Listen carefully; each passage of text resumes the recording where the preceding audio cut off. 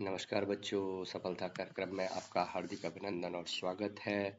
और last lecture में हम न्यूटन्स लॉज ऑफ मोशन के बारे में स्टडी कर रहे थे और हमने इसमें जाना था कि न्यूटन्स के 3 नियम होते हैं, जिनमें से हम दो नियम पढ़ चुके थे। कि पहला नियम आपका न्यूटन का क्या था कि अगर कोई बॉडी रेस्ट में है तो रेस्ट में रहेगी, अगर यूनिफॉर्म मोशन में है तो यूनिफॉर्म मोशन में ही रहेगी जब तक उस पर कोई एक्सटर्नल अनबैलेंस फोर्स अप्लाइड न किया जाए। ठीक है।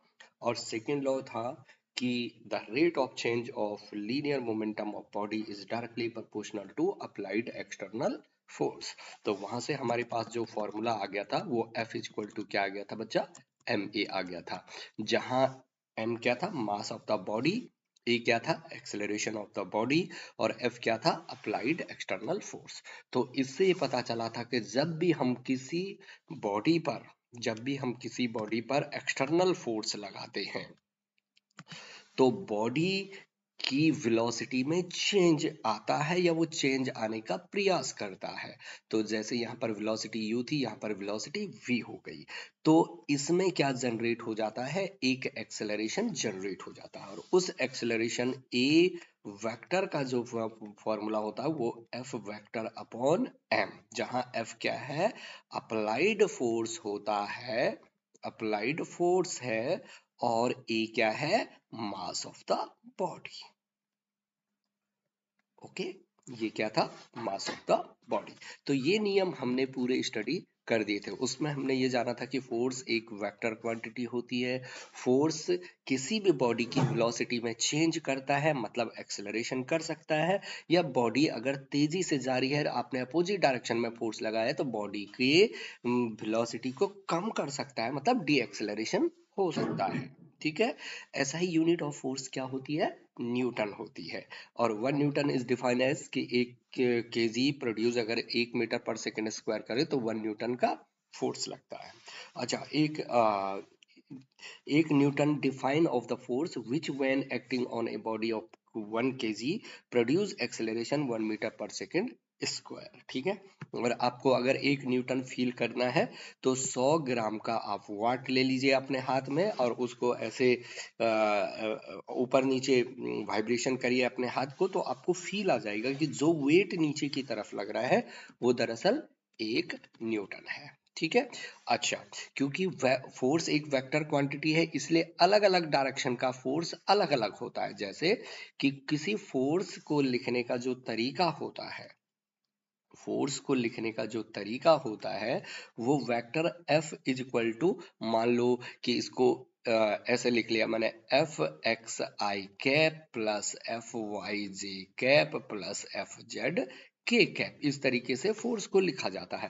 ये एफ एक्स एक्स डायरेक्शन में फोर्स का magnitude, F Y Y direction में फोर्स का magnitude, F Z Z direction में फोर्स का मैग्नीट्यूड। जैसे एग्जांपल मैं दे सकता हूं कि एक फोर्स लग रहा है 2i cap plus 3j cap plus 5k cap. Okay, इसका मैग्नीट्यूड भी मैं निकाल सकता हूं, और इसका अलग अलग एक्स में जो आपका फोर्स लग रहा है वो कैसे लग रहा है कि एफ एक्स डायरेक्शन में जो फोर्स है आपका, दरअसल वो कितना है बच्चा, वो आपका ये है। ओके। और आप सेकेंड लॉ से जानते हैं कि F is directly proportional to the rate change of linear momentum, तो वही चीज यहाँ पर लिखी गई है। ठीक है। ओके, और हर डायरेक्शन में ये क्या होता है बच्चा, इक्वल होता है। अब बच्चों, अगर कोई बहुत शॉर्ट टाइम पर फोर्स लग रहा है, कि अगर मान लो कि when A ball hit A wall, अगर कोई गेंद है वो दीवार पर टकरा रही है और बाउंस बैक टकरा कर वापस आ रही है, तो दीवार पर जो बहुत छोटे समय में बॉल ने क्या लगाया, फोर्स लगाया, तो अगर मैं F इंटू वो बहुत छोटा टाइम डेल्टा टी को मल्टीप्लाइड कर दूं तो ये क्वांटिटी मिलती है आपको इम्पल्स। इसी को क्या बोलते हैं, इम्पल्स। जैसे बचपन में पापा जी का झापट जो पड़ता था गाल पर, बहुत छोटे समय पर बहुत ज्यादा फोर्स अप्लाइड होता है, तो वो भी क्या था, एक इम्पल्स था। जैसे बॉल पर बैट से शॉट मारी तो वो भी क्या है, इम्पल्स है। कि the force on A ball by wall act a very short time when two are in contact yet force is large enough reverse momentum on the third। और मोमेंटम चेंज तो बहुत छोटे समय पर लगा फोर्स को हम क्या बोलते हैं बच्चा, इम्पल्स बोलते हैं। कि impulse equal to force into time duration. और बच्चा फोर्स इनटू टाइम ड्यूरेशन को जो हम लिखते हैं वो चेंज इन मोमेंटम भी लिखते हैं। कैसे, देखो जरा, F इज इक्वल टू क्या होता है बच्चा, m इंटू ए। यहां से लिखो, ए क्या है, एक्सेलरेशन, और एक्सेलरेशन क्या होता है, final velocity minus initial velocity divided by time taken t। तो देखो दरअसल ये क्या हो गया बच्चा, ये हो गया एम भी माइनस एम यू और डिवाइडेड बाय टी, और ये क्या है, फोर्स। तो ये इसको इधर लाओ तो फोर्स इनटू टाइम बराबर M V minus M U. अब देखो ये क्या है दरअसल, कि एक बॉडी थी जिसका मास m था, इनिशियल वेलोसिटी u थी, आपने एक फोर्स अप्लाइड किया, इसकी वेलोसिटी चेंज हो गई, वेलोसिटी होगी v, मास तो m ही रहेगा, बॉडी सेम रहेगी, और ये टाइम माइनस t लग गया। तो मतलब यहां पर जो इनिशियल वेलोसिटी थी, इनिशियल मोमेंटम था pi, वो क्या था, mu, और यहां पर फाइनल मोमेंटम क्या था, pf, mv। तो चेंज इन मोमेंटम क्या हो गया बच्चा, pf माइनस pi, और वो दरअसल क्या है, mv माइनस mu। तो यहां पर भी वो क्या है, mv माइनस mu, ये क्या है, P final minus P initial. दरअसल ये चेंज इन मोमेंटम है। और F इंटू डेल्टा टी मतलब बहुत छोटे समय t, इसको हम क्या लिखते हैं बच्चा, इम्पल्स लिखते हैं। तो इम्पल्स बराबर क्या होता है, डेल्टा p मतलब चेंज इन मोमेंटम। क्या आप मेरी बात समझे, चेंज इन मोमेंटम। तो वही चीज देखो, एक लाइन यहां पर लिखी है कि इम्पल्स बराबर क्या है, चेंज इन मोमेंटम। बड़ा इंपॉर्टेंट फॉर्मूला है कि चेंज इन मोमेंटम अगर किसी बॉडी पर हो रहा है, किसी बॉडी का मोमेंटम अगर चेंज हो रहा है, तो इसका मतलब क्या होता है बच्चा, कि उस बॉडी पर कोई अनबैलेंस एक्सटर्नल फोर्स लग रहा हो। तो इम्पल्स बराबर आपका जे से भी डिनोटेड कर सकते हैं, और कई बुक में इसको आई से भी डिनोटेड करते हैं। तो I vector is equal to, या J vector is equal to F into T. इसी को मैं आई इज इक्वल टू क्या लिख सकता हूं, एफ वेक्टर इंटू बहुत छोटे समय delta T. A large force acting on a very short time produce change in momentum is called impulsive force। ठीक है, इंपॉर्टेंट impulsive force। ये एग्जाम्पल है उसके कि हाई जंपिंग और long jumping athlete provide either the caution. Caution के लिए वो जब छलांग मारता है तो हिप को अपने सैंड में, रेत में रख देता है ग्राउंड के कांटेक्ट में, ताकि समय मिल जाए। बॉल जब कैच करता है बॉलर या फील्डर, तो अपने हाथ को पीछे खींचता है, यहाँ पर देखो, ताकि उसको चेंज इन मोमेंटम के लिए समय लगे, और जब समय लगेगा तो फोर्स कम होगा। क्यों, क्योंकि इंपल्स आई बराबर क्या है, एफ इंटू डेल्टा टी। ये समय अगर ज्यादा बढ़ गया तो एफ क्या हो जाएगा, कम हो जाएगा, क्योंकि आई तो कांस्टेंट है। तो एफ कम करने के लिए इस समय को बढ़ाना है। इसलिए देखो, ये कैच जब करेगा तो हाथ पीछे खींचेगा, ताकि चेंज इन मोमेंटम, मोमेंटम को चेंज होने में समय लगे, और जब समय बढ़ेगा तो फोर्स क्या हो जाएगा, कम हो जाएगा, और इसलिए हाथ पर चोट कम लगेगी। कि सीजन क्रिकेट प्लेयर स्टॉप, है ना। ठीक है, ये सारी चीजें आपको पता होनी चाहिए। अब बच्चों जो आता है नेक्स्ट, वो आता है Newton third law of motion. अब तक हमने फर्स्ट लॉ और सेकंड लॉ पढ़ दिया है, अब Newton third law of motion हम स्टडी कर रहे हैं। तो सिंपल सा क्लास 7 में आप लोगों ने पहले भी पढ़ा है कि every action there is always equal and opposite reaction, कि प्रत्येक एक्शन का इक्वल और अपोजिट रिएक्शन होता है। To every action there is always equal and opposite reaction. ठीक है, आप लोगों ने इतना ही पढ़ा है, लेकिन थर्ड लॉ में देखना और कितना ज्यादा इसमें आगे आता है, कि प्रत्येक क्रिया का विपरीत और बराबर एक प्रतिक्रिया लगती है। ठीक है बच्चों, यही क्या है, न्यूटन का थर्ड लॉ है कि statements means every interaction there is pair of force होता है acting on a two interacting object. लेकिन ये जो इक्वल एंड अपोजिट फोर्स है ये अलग अलग बॉडी पर लगता है बच्चों, कि the size of the forces on a first object equal the size of forces on second object. तो क्या होगा, the direction of forces on first object is opposite to direction of forces of second object. और ये forces जो है, forces हमेशा pair में आते हैं बच्चा, अकेला नहीं लगता है फोर्स। फोर्सेस हमेशा क्या आते हैं, पेयर में आते हैं, और वो क्या होते हैं, इक्वल एंड अपोजिट, इसलिए इनको action reaction forces force pair भी कहते हैं। इनको एक्शन रिएक्शन फोर्स पेयर भी कहते हैं। इसलिए अगर दो बॉडी हैं, एक ये बॉडी है और एक दूसरी बॉडी, सॉरी एक मिनट है, एक दूसरी बॉडी ये है, ठीक है, और ये ए बॉडी है, ये बी बॉडी है। अगर ये इस पर फोर्स ऑन अगर ये इस पर फोर्स लगा रही इस तरफ को, तो ये इस पर फोर्स लगाएगी इस तरफ को, यस एंड नो। तो इन्हीं को लिखेंगे कि force on A due to B is equal to force on B due to A. लेकिन दोनों वेक्टर में अगर आप लिख रहे हैं तो अगर एक की डायरेक्शन इधर को है तो दूसरी की वापस होगी, इसलिए इसको क्या कर दिया, माइनस कर दिया। लेकिन हाँ, मैग्नीट्यूड दोनों का हमेशा क्या होगा, सेम होगा। मैग्नीट्यूड दोनों का हमेशा क्या होगा बच्चा, सेम होगा। यही आपका क्या है, न्यूटन थर्ड लॉ है। और हाँ, ये फोर्स अलग अलग बॉडी पर लगती है, मतलब अगर ये इस पर फोर्स लगा रही है तो ये इस पर फोर्स लगाएगी। तो ये जब आप भी किसी बॉडी का एफबीडी बनाओगे तो इनमें से एक ही अगर इसकी एफबीडी बना रहे हो तो इसी पर लगने वाले फोर्स को लेंगे। ठीक है, ओके। अब देखो क्या क्या इसके नियम है कि action and reaction just forces, ये क्या है बच्चा, फोर्सेस हैं। दूसरा, the forces always occur in pair, हमेशा जोड़े में फोर्स जनरेट होते हैं, अकेला आइसोलेटेड नहीं होता है बच्चा। Action reaction do not act on same body, मैंने जैसे कहा कि ये एक्शन रिएक्शन जो फोर्स है ये अलग अलग बॉडी पर लगते हैं, एक बॉडी पर नहीं लगते हैं। अब देखो, action and reaction act on different bodies but simultaneously, मतलब अलग अलग बॉडी पर तो लग रहे हैं लेकिन एक साथ लगते हैं बच्चा। ऐसा नहीं कि पहले इसने इस पर फोर्स लगाया फिर इसने इस पर फोर्स लगाया, नहीं, ये टाइम कॉज का इफेक्ट नहीं है। ये फोर्स एक साथ पैदा होते हैं।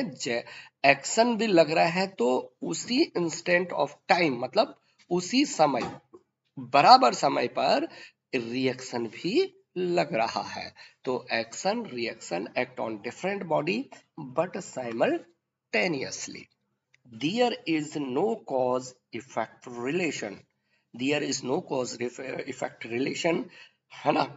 ये ऐसा नहीं है कि पहले एक ने लगाया फिर दूसरे ने लगाया, नहीं, एक साथ दोनों फोर्स लगते हैं। ठीक है, तो दो action and reaction forces are equal in magnitude but they are not produce equal acceleration in two bodies. मतलब बड़ा इंपॉर्टेंट है ना, समझ में आएगा आपको कि मतलब क्या है कि एक्शन रिएक्शन पेयर का जो मैग्नीट्यूड है वो तो सेम है, लेकिन कोई जरूरी नहीं कि वो दोनों बॉडी को समान रूप से एक्सेलरेट करे या डी एक्सेलरेट करे। जैसे ये एक आपकी छुटकू कार थी और ये आपका एक बड़ा ट्रक था। ओके बच्चा, ये क्या था, आपका बड़ा ट्रक था। अब क्या हुआ, इनमें टक्कर हो गई। इसने इस पर लगाया कि force on truck due to car, और ट्रक ने भी इस पर फोर्स लगाया तो force on car due to truck. देखो दोनों का मैग्नीट्यूड तो सेम है, लेकिन ज्यादा अगर ये बहुत ही सॉलिड है तो ज्यादा दूर कौन गिरेगा, कार गिरेगा। क्यों, क्योंकि कार का मास कम है तो वो ज्यादा दूर, टक्कर से ज्यादा दूर पीछे झटका लगेगा उस पर, क्योंकि उसका मास क्या है बच्चा, मास कम है तो एक्सेलरेशन क्या हो जाएगा, ज्यादा हो जाएगा। यस एंड नो, एकदम क्लियर है बात। तो टू बॉडीज और different masses which they act, तो इसलिए अगर बशर्ते एक्शन रिएक्शन पेयर सेम है, फोर्स का मैग्नीट्यूड सेम है, लेकिन अलग अलग बॉडी पर एक्सेलरेशन क्या करती है, अलग अलग प्रोड्यूस करती है। अब इसके एग्जांपल देखिए आप, देखो जैसे यहाँ पर देखो खींचा ना, दोनों ने वापस खींचा, तो देखो एक्शन इधर लगा इस तरफ को, तो इतना ये जो मशीन है ये एक्शन को कितना 58 ग्राम वेट को मेजर कर रही है, तो रिएक्शन भी उतना ही लगेगा। ठीक है, देखो ये बॉल है, चेंज इन मोमेंटम का, और एक्शन यह इसने जो जितना बॉल ने इस पर एक्शन फोर्स लगाया, वॉल ने भी इस पर उसी समय रिएक्शन उतना ही फोर्स लगाया। एक बार देख लीजिए। ओके, ये है ना, ये ठीक है। अच्छा, यहां पर जब बॉल टकरा रही है, यहां पर जब बॉल टकरा रही है, ठीक है, यहां पर जब बॉल टकरा रही होगी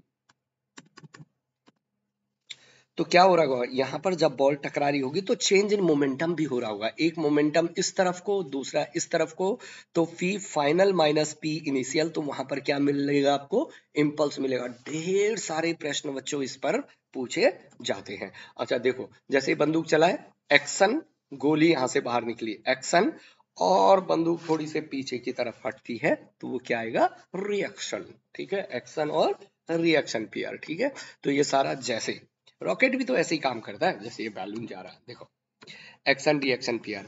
देखो ये नीचे की तरफ एक्शन लग रहा होगा, इस पर क्या लग रहा, जैसे रॉकेट है तो ये नीचे की तरफ एक्शन लग रहा होगा, यहाँ ये एक्शन, और जब धक्का लग रहा होगा इस पर तो वो क्या हो रहा होगा, रिएक्शन हो रहा, और रॉकेट आपका ऊपर चले जाएगा।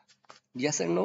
तो ये सारे जो हैं ये न्यूटन के थर्ड लॉ के हैं, एक्शन रिएक्शन पेयर। जैसे ये हम आगे बढ़ते हैं और अपने टो को जब हम नीचे, मतलब ये एडी वेट और ये रिएक्शन ऊपर है, एक्शन मतलब वेट नीचे, उसका रिएक्शन ऊपर। देखो एक्शन ये इधर और रिएक्शन, हाँ लेकिन हमेशा अपोजिट होता है, ऐसा नहीं है एक्शन है इधर को रिएक्शन नहीं हो सकता है, हमेशा अपोजिट आपका होता है। ठीक है, तो यहां पर इसलिए इसके कंपोनेंट क्या कर रहा है, ये अलग अलग कर सकता है।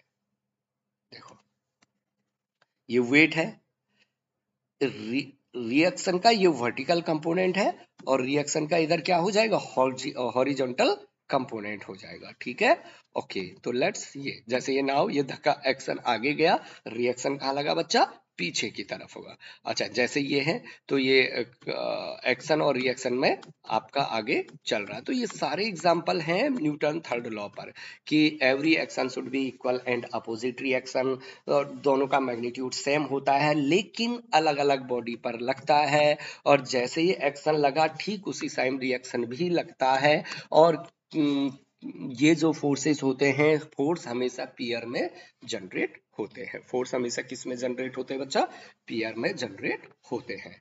अब देखो जैसे एक क्वेश्चन करते हैं, क्वेश्चन कि if force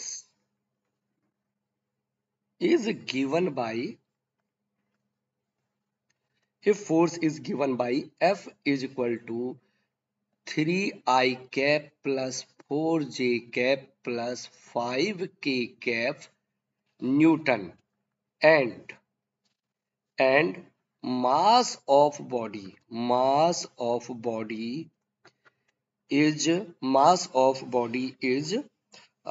mass of body is, इसको लिख लेता हूं 30 kg। तो फाइंड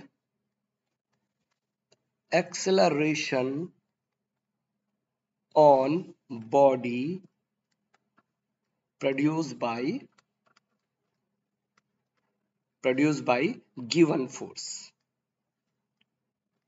ओके, हमें क्या निकालना है, एक्सेलरेशन निकालना है। तो जस्ट ए सिंपल, आप अच्छे से इसको सॉल्व कर सकते हैं। सॉल्यूशन,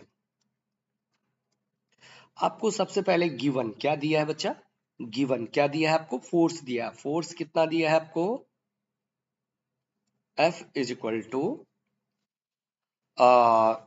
ये दिया है आपको 3I cap plus 4J cap plus 5K cap. Okay okay, और मास आपको दिया है 30 न्यूटन, तो 30 kg सॉरी।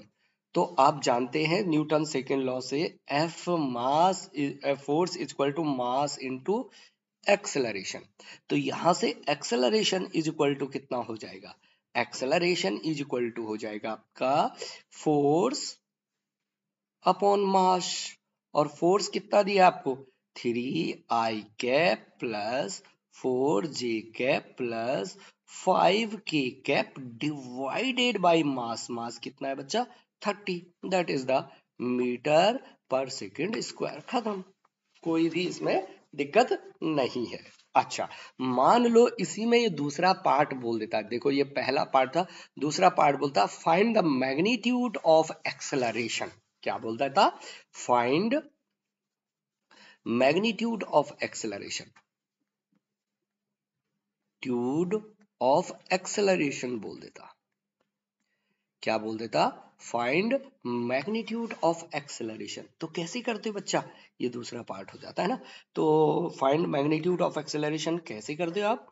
आप कर देते यहां पर बच्चों कि एक्सेलरेशन का जो मैग्नीट्यूड है ऐसे लिखोगे आप इसको, तो क्या होगा? अंडर रूट ए एक्स स्क्वायर प्लस ए वाई स्क्वायर प्लस ए जेड स्क्वायर। अब देखो ए एक्स का क्या था यहां पर, देखो 3/30 आई कैप, ये ए एक्स है, प्लस 4/30 जे कैप, प्लस ये देखो ना, ये अलग अलग कर रहा हूं मैं, ठीक है, प्लस अब यहां पर जगह नहीं हुए, प्लस 5/30 के कैप। आप काट सकते हो, तो कैसे यहां पर कैसे लिखोगे आप? अंडर रूट ए एक्स, ये बच्चों ए एक्स है, 3/30, 4/30 ए वाई है, और 5/30 ए जेड है। तो ये इसको मैं काट सकता हूँ 1/10 कर सकता हूँ। यस ने 3 से काट दिया, इसको 2 से काट दिया तो 2/15।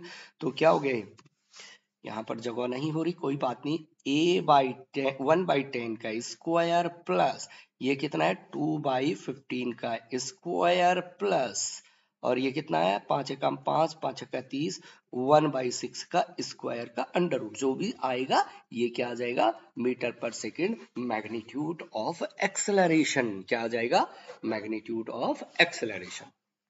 एकदम क्लियर है ये बात? ये बात एकदम क्लियर है आपको?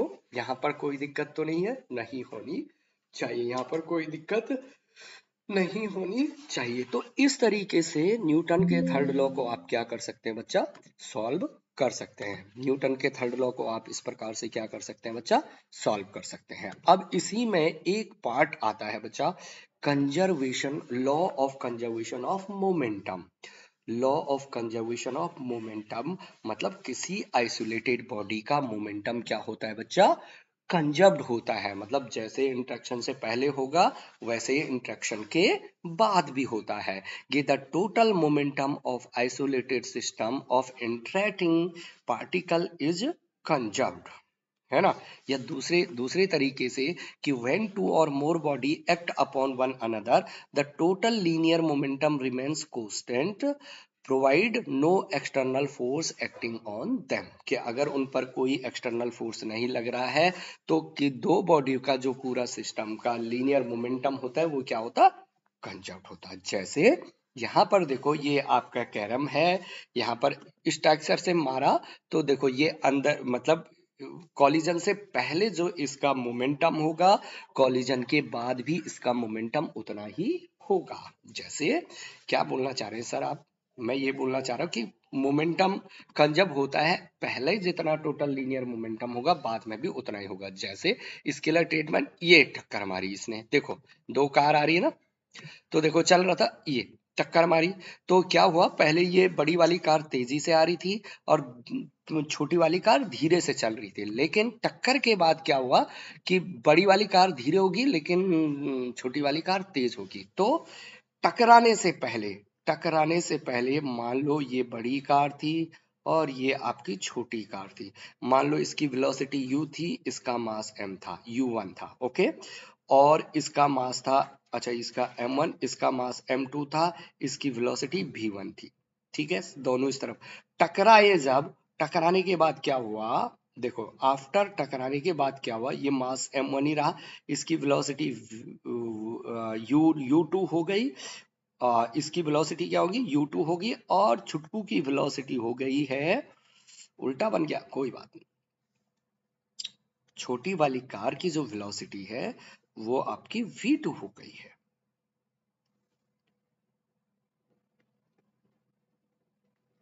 ओके और ये मास क्या है m2 है। तो टकराने से इसका मोमेंटम क्या था m1 u1, इसका मोमेंटम क्या था दूसरी का टकराने से पहले m2 v1, इसका मोमेंटम क्या हो गया m1 u2 टकराने के बाद, और इसका मोमेंटम क्या हो गया m2 v2। तो कंजर्वेशन ऑफ लीनियर मोमेंटम क्या कहता है कि m1 u1 plus m2 v1 बराबर m1 v1 plus m2 v2। ये बोलता है कंजर्वेशन ऑफ लीनियर मोमेंटम अगर कोई एक्सटर्नल फोर्स नहीं लग रहा है तो। ओके बच्चा, टकराने से पहले जो मोमेंटम था टकराने के बाद वही मोमेंटम हो गया। अब इसको बहुत सारे तरीके से हम क्या कर सकते हैं बच्चा, सॉल्व कर सकते हैं। बहुत सारे तरीके से हम इसको क्या कर सकते हैं, सॉल्व कर सकते हैं। वो सारी चीजें यहाँ लिखी है कि न्यूटन थर्ड सेकंड लॉ से भी हम क्या कर सकते हैं, इसको सॉल्व कर सकते हैं। ठीक है, तो ये सारी चीजें सॉल्व करके आपको यहाँ पर ये जो मैंने आपको बताया है सिंपल, वो आपको ये मिल गया कि m1 v1 plus m2 v2 बराबर m1 u1 plus m2 u2। टकराने से पहले ये मोमेंटम था लीनियर मोमेंटम, और टकराने के बाद ये लीनियर मोमेंटम अगर एक्सटर्नल फोर्स नहीं लग रहा है तो इसका मोमेंटम क्या रहता है बच्चा, कंजर्व्ड रहता है। ये लास्ट में कि the momentum of after collision is equal to momentum of before collision, और इसी को बोलते हैं conservation of linear momentum. Vector treatment आप कर सकते हैं, वेक्टर फॉर्म में आप इसको अप्लाई करके और इसको निकाल सकते हैं, इतनी आपको जरूरत नहीं है। इक्विलिब्रियम ऑफ पार्टिकल क्या होता है बच्चा, इक्विलिब्रियम ऑफ पार्टिकल वो होता है कि अगर किसी बॉडी पर तो नेट फोर्स क्या है, एफ नेट क्या है बच्चा, जीरो है। अभी फिलहाल इतना समझो कि अगर किसी फोर्स पर लगने वाले टोटल फोर्स का वेक्टर सम क्या है, जीरो है, तो इसको हम बोलते हैं इक्विलिब्रियम। एफ नेट मतलब इसका मास m है, इसका एक्सेलरेशन मानो a है, तो f को सॉरी ये मास m है और इस पर टोटल फोर्स जीरो लग रहा, मतलब फोर्स को मास इंटू एक्सेलरेशन बराबर क्या होता है, जीरो। मास तो जीरो हो नहीं सकता, तो एक्सेलरेशन को जीरो होना पड़ेगा, और एक्सेलरेशन को क्या बोलते हैं हम, dv अपॉन dt बराबर जीरो है। इसका मतलब क्या है कि इसकी वेलोसिटी या तो क्या है, कांस्टेंट है, या और या ये क्या, इसकी वेलोसिटी क्या है, जीरो, की बॉडी किसमें है, रेस्ट में है। तो अगर किसी पर लगने वाला नेट फोर्स जीरो है तो वो इक्विलिब्रियम में है, और इक्विलिब्रियम का कंडीशन केवल रेस्ट नहीं होता बल्कि ऐसा भी हो सकता है कि वो एक समान वेलोसिटी से मोशन कर रहा है, एक समान वेलोसिटी से क्या कर रहा हो, वो मोशन कर रहा हो। तो दैट्स वो क्या हो गया आपका इक्विलिब्रियम की कंडीशन हो गई है, m इज इक्वल m, तो दैट्स v कांस्टेंट या v is equal to zero rest position में होगा, तो F net is equal to zero. Although ये आपका ट्रांसलेशनल इक्विलिब्रियम होता है कि बॉडी केवल एक डायरेक्शन में मोशन कर रही है, तो ट्रांसलेशनल इक्विलिब्रियम, तो सारी चीजें इसमें लगा रखी कि F net is equal to zero. जैसे इस बॉडी पर तीनों के तीनों फोर्स क्या अगर इक्विलिब्रियम में है तो F1 vector plus F2 vector plus F3 vector is equal to क्या होता, जीरो होता है। तो दैट्स ये कंडीशन क्या है आपकी, इक्विलिब्रियम की कंडीशन है। तो आई होप आपको इतनी बात समझ में आई होगी। आप बच्चों दुनिया की सर्वश्रेष्ठ स्टडी होती है सेल्फ स्टडी, उसको आप पढ़ते रहें, खुश रहें और अपनी तैयारी करते रहें। All the very best.